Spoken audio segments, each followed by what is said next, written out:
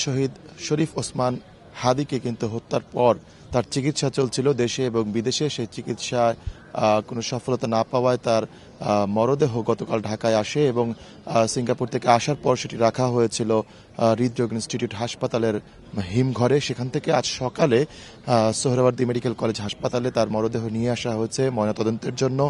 সেখানকার forensic medicine বিভাগের চিকিৎসকরা ওসমান হাদির ময়নাতদন্ত করবেন, কারণ যে হত্যাকাণ্ডটি ঘটানো হয়েছে তাতে গুলি ব্যবহার করা হয়েছে এবং এই ধরনের যে হত্যাকাণ্ডর ঘটনাগুলো ঘটে থাকে সেক্ষেত্রে মামলা পরিচালনার জন্য আসলে ময়নাতদন্তের প্রয়োজন হয় এবং সেই প্রয়োজনীয়তার তাগিদেই কিন্তু হাদির মরদেহ আনা হয়েছে সোহরাওয়ার্দী মেডিকেল কলেজ হাসপাতালে। এখানে ফরেনসিক মেডিসিন বিভাগের যে চিকিৎসকরা রয়েছেন তারা মূলত তার ফরেনসিক যে জাজগুলো রয়েছে, পরীক্ষাগুলো রয়েছে সেগুলো করবেন এবং সেখানে বিভিন্ন রকম যে মেডিকেল টার্মিনোলজিগুলো আছে সেগুলো যেগুলো দেখার প্রয়োজন রয়েছে সেগুলো আসলে দেখা হবে। তো এরই মধ্যে আপনি দেখতে পাচ্ছেন যে সোহরাওয়ার্দী মেডিকেল কলেজ হাসপাতাল এলাকার যে মর্গ রয়েছে সেই মর্গের আশপাশে কিন্তু ব্যাপক আইন শৃঙ্খলা রক্ষাকারী বাহিনী মোতায়েন করা হয়েছে। একই সাথে মোতায়েন করা হয়েছে সেনাবাহিনী, পুলিশ সদস্য এবং বিজিবি সদস্যদের।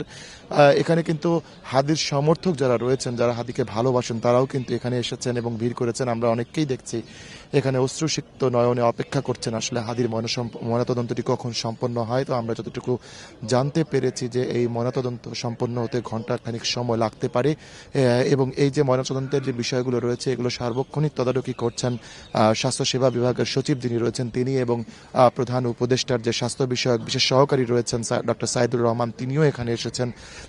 তারা দুজনেই কিন্তু উপস্থিত রয়েছেন এবং এখানে উপস্থিত থেকে এই ময়নাতদন্তের প্রক্রিয়াটি পুরোটি দেখছেন এবং তারা সবকিছুর খবরাখবর রাখছেন। তো হাদির পরিবারকে আসলে আমরা এখন পর্যন্ত এখানে দেখতে পারিনি, তবে তার সমর্থক যারা রয়েছেন, তার বন্ধু বান্ধব যারা রয়েছেন তাদের অনেককেই কিন্তু আমরা এখানে দেখেছি। তারা অপেক্ষা করছেন যে হাদির ময়নাতদন্তের কতক্ষণে সম্পন্ন হয়। তো আমরা যেটি জানতে পারছি যে ময়নাতদন্ত সম্পন্ন হওয়ার পর এখান থেকে তার মরদেহ আবারও হৃদরোগ হাসপাতালের হিমঘরে নিয়ে রাখা হবে, কারণ দুপুরের দিকে তার যে জানাজাটি রয়েছে সেই জানাজায় অংশ নেওয়ার জন্য আরও এখনও ঘণ্টা তিনেক সময় রয়েছে। তো সেই ঘণ্টা তিনেক সময়টি আসলে তার মরদেহ বাইরে রাখবেন না সংশ্লিষ্টরা, সে কারণেই আবার এখান থেকে হিমঘরে নিয়ে যাওয়া হবে হৃদরোগ হাসপাতালের এবং সেখান থেকে বেলা 12টার দিকে সেই তার হাদির মরদেহ বের করা নেওয়া হবে মানিক মিয়া অ্যাভিনিউয়ে, যেখানে জানাজা অনুষ্ঠিত হবে।